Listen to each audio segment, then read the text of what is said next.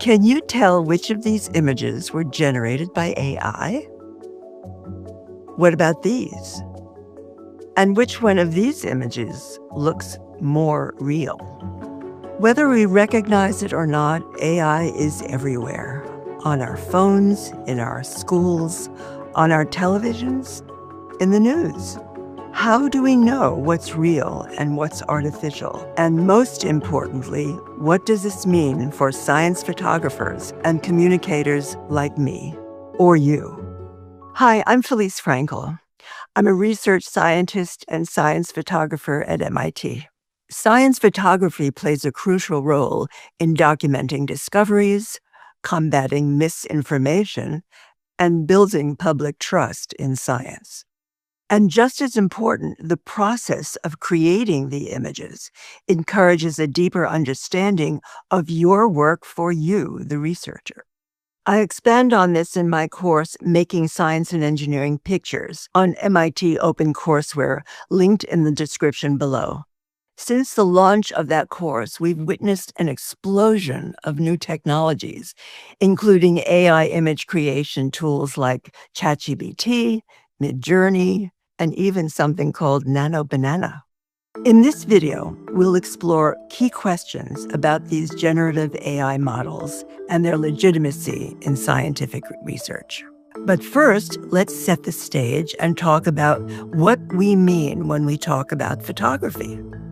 If you think about it, taking a photograph is in fact making a representation of reality. The photograph is not the thing itself, but a translation of the thing into a two-dimensional image. In essence, science photographers manipulate reality up to a point. Think about that. For example, the way I crop an image, I have to decide on what to leave in the image and, just as important, what to leave out. My intention is to be a translator of reality, not an interpreter. To simplify the information, to make the science accessible. I want to clearly represent exactly what the subject of the photo is without altering its meaning.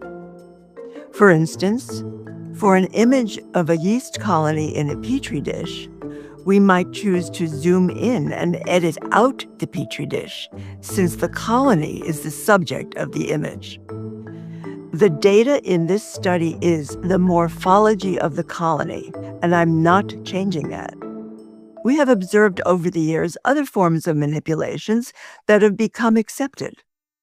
Perhaps you've seen colorized versions of old black and white TV shows. It's Lucy and the Chocolate Factory, in color for the very first time. That's manipulating images in order to modernize them for contemporary audiences. But that doesn't necessarily mean these shows have been falsified or are misrepresenting the original intent of their producers. Along those lines, almost all astronomical images we see have been manipulated, colorized, or enhanced. This not only brings attention to the extraordinary details of our universe, but it also gives us information about what the structure is made of through the choices of color. And taking the idea further, the tools we decide to use will also affect the final image and can be considered a manipulation. Look at this color-enhanced image from the Hubble telescope, made with visible light. And compare it to a more recent image, also color-enhanced, made with the James Webb telescope using the infrared.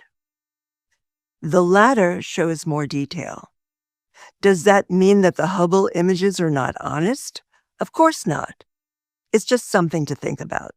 Today's AI models are not consistently producing believable images, but they will continue to improve. And soon it may be nearly impossible to distinguish them from real scientific photographs. The so-called AI slop all over the internet these days. Angela Carter here, Is getting less sloppy. disaster. Just kidding. I'm not real. With hyper-realistic AI-generated sham news clips circulating. These were AI generated, and it was hard for people online to tell whether they were authentic or AI generated. After seeing all the latest AI-generated images, I began to question the relevance of my work photographing science and engineering, which led me to write an essay for Nature magazine in February 2025. For the article, I experimented with tools like Midjourney and ChatGPT to compare the AI-generated images to one of my most popular science photographs of nanocrystals, showing the work of MIT Nobel laureate Munji Buwendi. Here, we are looking at two images I made of Munji's work that show vials containing different sizes of nanocrystals fluorescing under UV light. Each vial contains cadmium selenide crystals that fluoresce at different wavelengths depending on their size.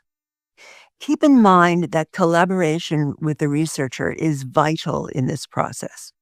There should be a conversation between the photographer and the researcher to determine the most accurate, honest, and communicative image. Munji preferred the second, more straightforward image. Now look at the ChatGPT image. Pretty different from the others, wouldn't you say? Here's the prompt I used. Create a photo of Munji Buwendi's nanocrystals in vials against a black background, fluorescing at different wavelengths depending on their size when excited with UV light. So what differences do you notice? While the AI-generated image might seem visually appealing, pretty cartoon-like, it fails to accurately capture the research.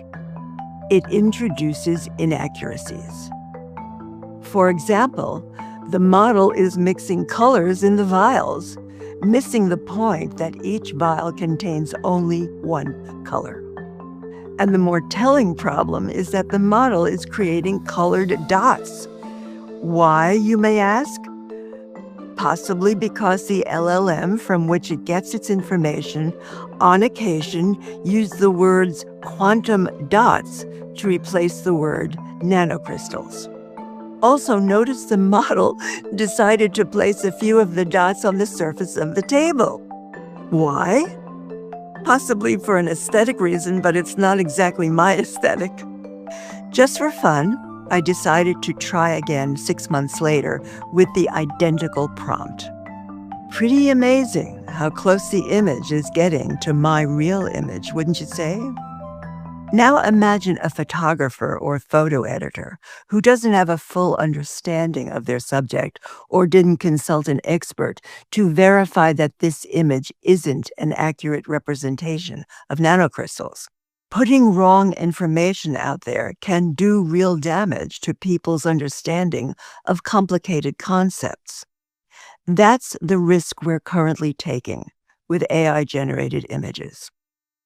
An AI-generated image, by definition, doesn't record a thing, and therefore should never be considered scientific documentation. An AI-generated image uses information in the form of data from large language models and decides how to respond to a prompt. Training scientists in the ethics of visual communication is now more critical than ever before. It is clear that AI-generated images are part of our future. For this reason, I think it's important that we create guidelines that require researchers to respond to the following questions. Has this image been AI-generated? If so, the image should be labeled and contain metadata to indicate it is AI-generated. What AI-generating model and version did you use? There are updates to these programs all the time, so be as specific as possible. What prompts did you use to generate this image? Keep track of the prompts and reprompts used to produce your images. Did you include an image to help with a prompt? If so, you should include that image and credit as well.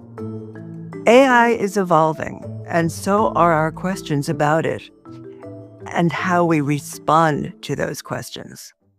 But let's go back to one question I think we can answer. Is there still a place for a science photographer in the age of AI? I posed this question to an AI model, and this is what it said. A science photographer who documents scientific subjects plays a unique role in the world of AI-generated images, providing expertise, authenticity, and a critical perspective that is especially relevant in fields where accuracy and representation matter.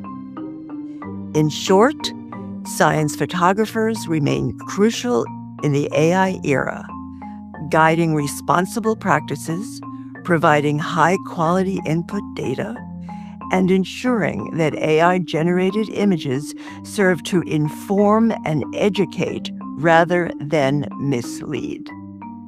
Sounds good to me.